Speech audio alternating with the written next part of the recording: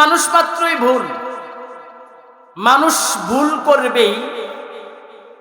তবে যে ভুলের মধ্যে অটল থাকে, স্থির থাকে, তার জীবন দুনিয়াও বরবাদ, আখিরাতও বরবাদ।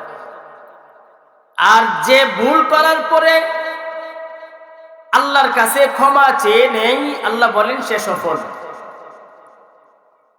আখিরাতের ময়দানের অবস্থাটা হলো এরকম যে আখিরাতে প্রত্যেকটা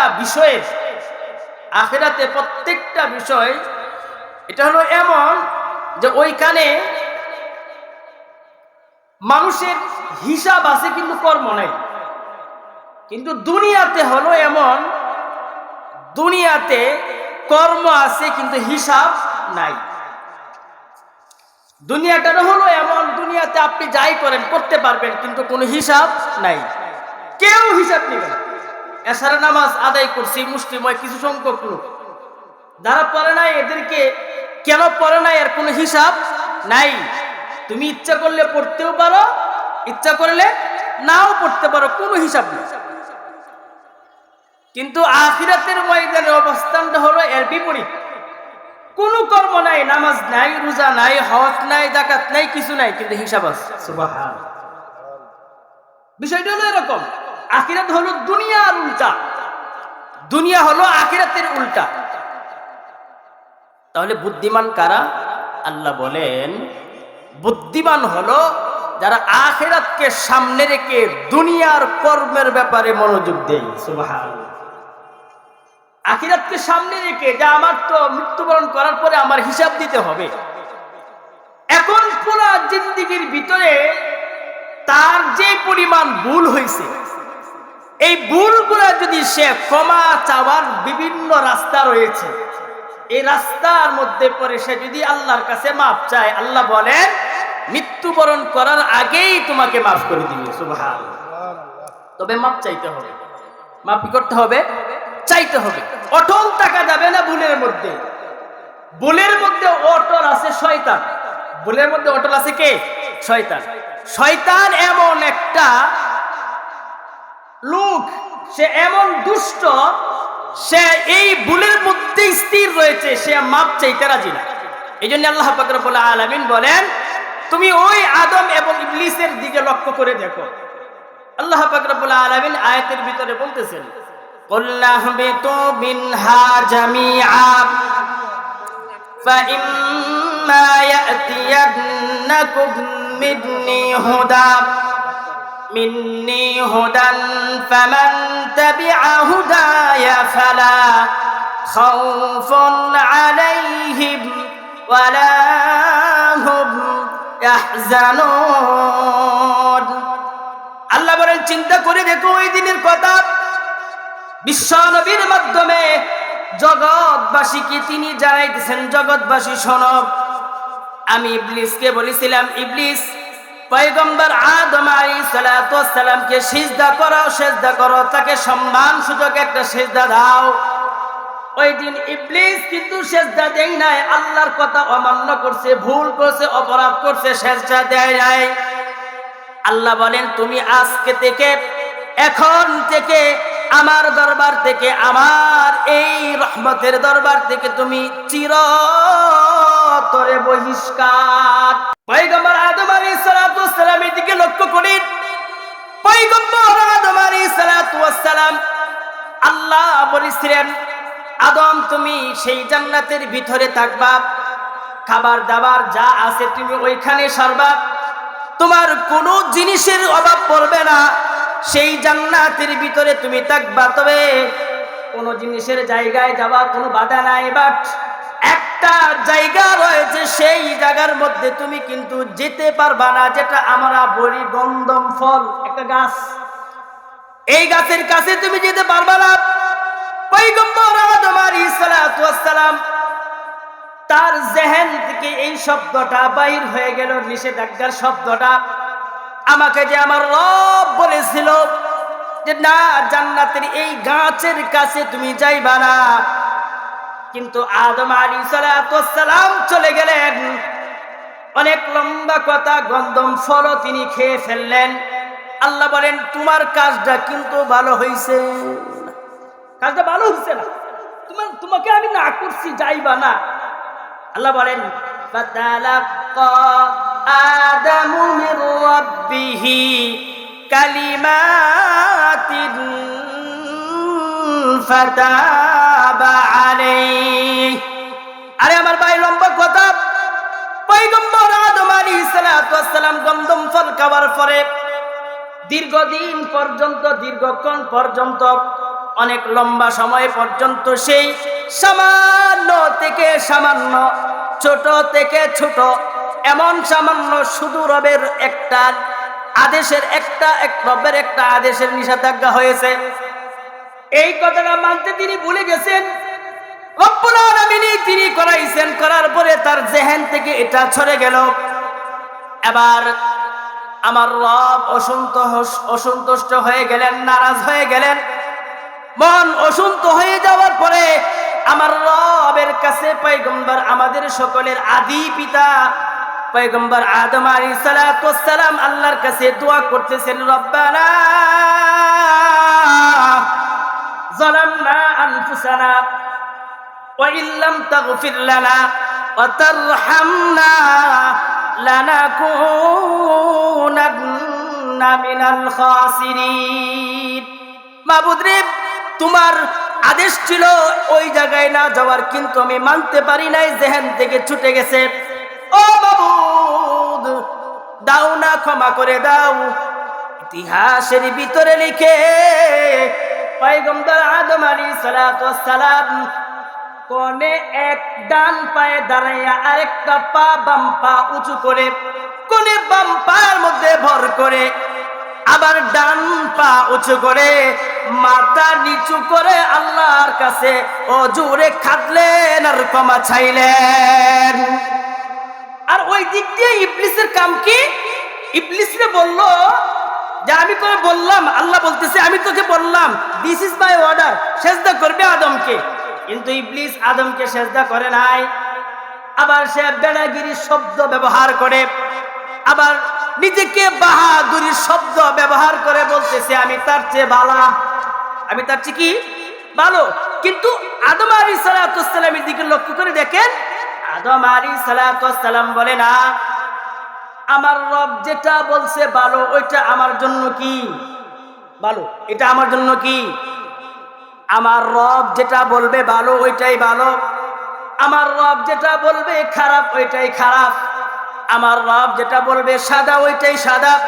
আরে আমার রব যেটা বলবে কালো ওইটাই কালো, আমার চোখে কালো বাসলেও ওইটা কিন্তু কালো না, আমার চোখে সাদা বাসলেও ওইটা কিন্তু সাদা না, আমার চোখে ভালোবাসলেও ওইটা কিন্তু ভালো না। কারণ ভালো মন্দ বুঝবার ক্ষমতা দুনিয়াতে আমাকে দেয় নাই, আমাকে দেয় নাই তো। কারণ আমাকে বানাইছেন কে? বলেন বানাইছেন কে? আল্লাহ বানাইছেন। সুতরাং আমার পুরা জিন্দেগি, আমার পুরা বডি, আমার সব কিছু, এটা কি আমার মতে চললে ভালো হবে না যিনি বানাইছেন তার মতে চললে ভালো হবে? আপনারা বুঝেন না এই কথা? আমার পুরা জিন্দেগি, আমার পুরা বডি, আমার পুরা সংসার, আমার পুরা দেশ, আমার পুরা জাতি, আমার পুরা সময়, এটা তো বানাইছেন কে? বলেন বানাইছেন কে? এটা আমার মতে চললে ভালো হবে না। কারণ এই মোবাইল আমি বানাই নাই, যিনি বানাইছেন উনি ভালো বুঝে এটা কিভাবে ব্যবহার করতে হবে। এই মাইক আমি বানাই নাই, বানাইছেন যিনি, তিনি ভালো জানেন কিভাবে এটা ব্যবহার করলে টেকসই হবে। লাইট আমি বানাই নাই, বানাইছেন যিনি, তিনি জানে কিভাবে কালেকশন দিলে জ্বলবে।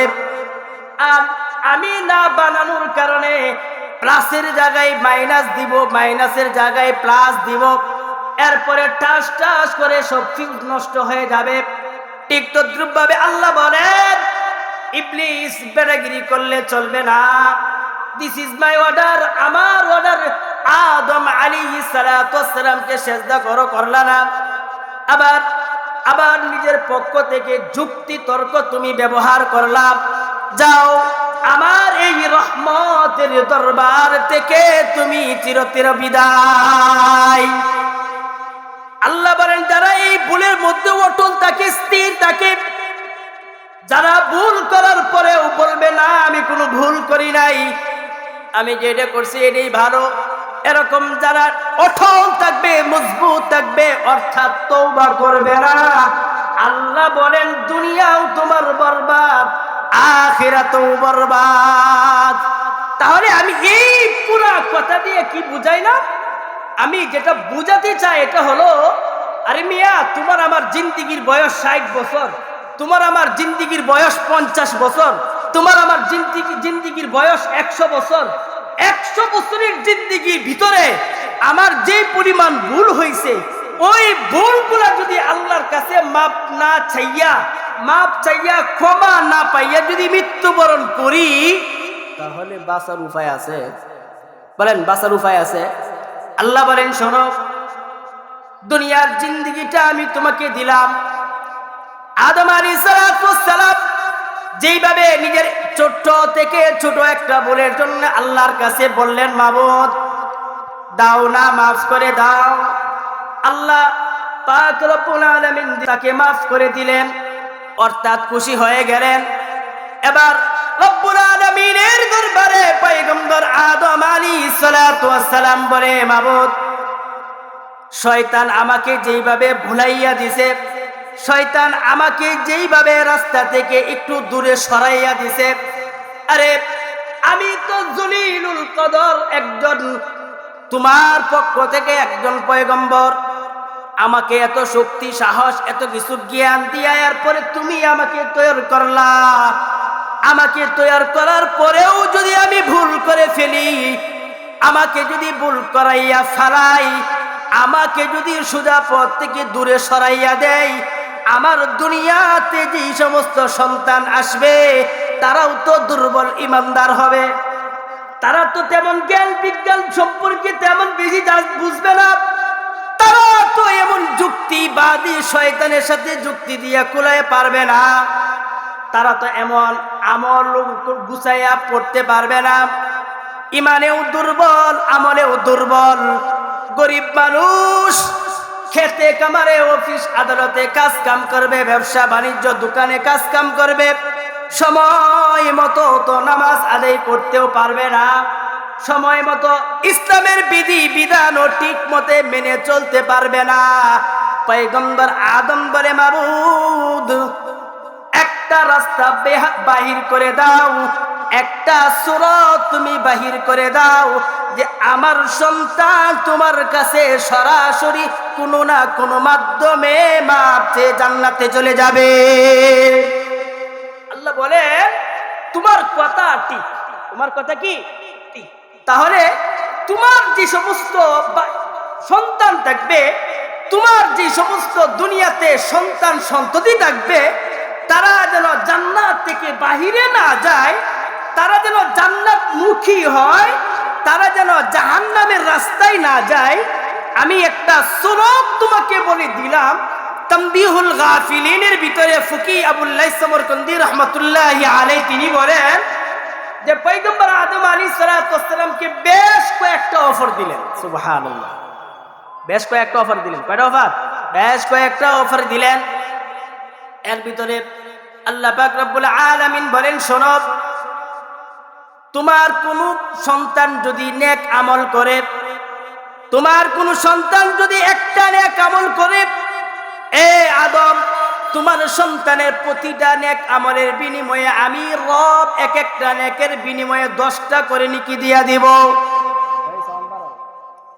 পয়গম্বর আদম আলাইহিস সালাম আল্লাহর কাছে দোয়া করতেছেন মাবুদ আমার যে সমস্ত সন্তান দুনিয়াতে একটা নেক আমল করবে, এক নেক আমলের বিনিময়ে তুমি যদি 10টা নেক আমল দাও, এই 10 নেক আমল দিয়েও এমন যুক্তিবাদী শয়তানের সাথে যুক্তি দিয়া পারবে না, আরো অফার বাড়াইতে হবে। আল্লাহ বলেন মান জাআ বিল হাসানা ফালাহু আশরু আমসালিহা। যাও তোমার কোন সন্তান যদি একটা নেক আমল করে, আরে আমার কোন বান্দা যদি দুনিয়াতে একটা নেক আমল করে, একটা নেক আমলের বিনিময়ে 10টা সওয়াব তার আমল নামায় দিয়া দিব। আরে কথাই চলে আসছে। ফকি আবুল লাইস সামরকন্দি রাহমাতুল্লাহি আলাইহি তিনি উল্লেখ করেন, শয়তান যখন এই বিষয়টা লক্ষ্য করলো, আরে তার সন্তান একটা নেক আমল করলে 10টা নেকি পায়, আমি গুনাহ একটা করার পরে নেকি পাই কয়টা? বলেন নেকি কয়টা? বা 10টা। একটা গুনাহ করায় একটাই গুনাহ হয়, একটা নেক আমল করলে 10টা পেয়ে যায়। আমি তো তার সাথে ফুলায় উঠতে পারবো না। ইতিহাসের ভিতরে আছে ফকি আবুল লাইস বলেন, শোনো আমার রব তার বান্দার প্রতি কেমন দয়ালু, আমার রব তার বান্দাদের প্রতি কেমন দয়ার সাগর। তিনিও চান না যে কোনো একটা বান্দা জাহান্নামে যাক, তিনিও চান না। আমাদের প্রত্যেকটা ডান কাঁধে এবং প্রত্যেকটা বাম কাঁধে 2জন করে ফেরেশতা, একজন করে ফেরেশতা রয়েছে, ডানে একজন বামে একজন। ডান কাঁধের ফেরেশতার কাজ হলো তুমি নামাজ আদায় করছো, কি করবে? বলেন কি করবে? আরে তুমি সুবহানাল্লাহ বললা, কি করবে? তুমি কোরআন তেলাওয়াত করছো, এটাও লিখে নিবে। তুমি ভালো কাজ করছো, লিখে নিবে। রাস্তা দিয়ে চলাচল করার সময় মানুষকে সালাম দিছো, আসসালামু আলাইকুম ওয়া রাহমাতুল্লাহ, ভাইজান আপনি কেমন আছেন? নবী আমার বলেন, সালাম দেওয়ার পরে এতটুকু শব্দ যদি তোমার কোন উম্মত, তোমার কোন বান্দা, তোমার কোন সন্তান যদি বলতে পারে, আমার রব বলেন প্রত্যেকটা সালামের বিনিময়ে 1000 রাকাত নফল ইবাদতের সওয়াব দিয়া দিব। কেন? কারণটা হলো বলি যে গরিব মানুষকে সালাম দিয়া ভালো বলা কি ধনী মানুষের কাম? বুঝেন নাই? একজন ধনী মানুষ, লক্ষ টাকার মালিক, আরে প্রাইভেট কারওয়ালা ব্যক্তি গ্লাস নামাইয়া ভ্যান গাড়িওয়ালার যে সালাম দিব, প্রশ্নই উঠে না। আরে রিস্কাওয়ালা লোকের যে একটা মোটর সাইকেল ওয়ালা বেড়া সালাম দিব, প্রশ্নই উঠে না, কারণ হেডটা আসতে দৌড়ে আর আওয়ারটা কি।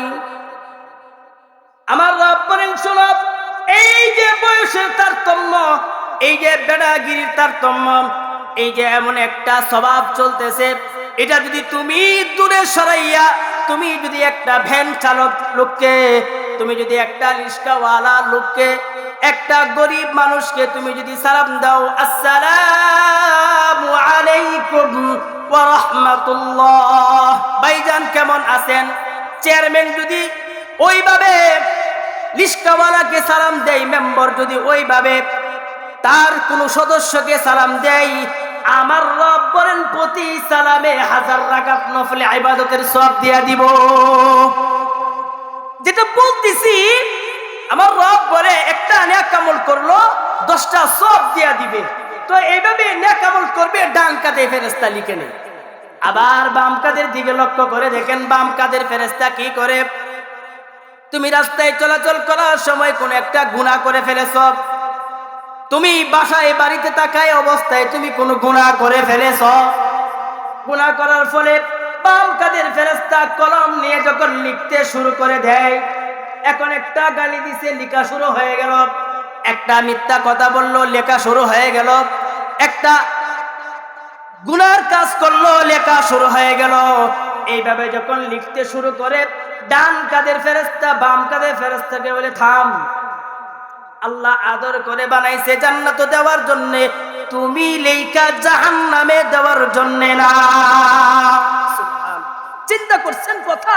আল্লাহ বলে, আল্লাহ তো এই বান্দাকে আদর করে বানাইছে জান্নাত দেওয়ার জন্য, তুমি গুনাহ লেখা তাকে জাহান্নামে দেওয়ার জন্য। তাহলে আমার কি করতে হবে? অপেক্ষা করো, ওয়েট করো, সময় দাও। কি পরিমাণ সময় দিব দেখো না, 10টা মিনিট সময় দিয়ে সে কি তওবা করে কিনা। আবার 10 মিনিট যাবার পরে যখন আর কোনো নেক আমল করে না, আবার করলো গুনাহ, এবার বাম কাঁধের ফেরেশতা বলে, দেখো না সে এবার তওবা করে নাই, আরেকটা গুনাহ করলো, আরেকটু সময় দাও।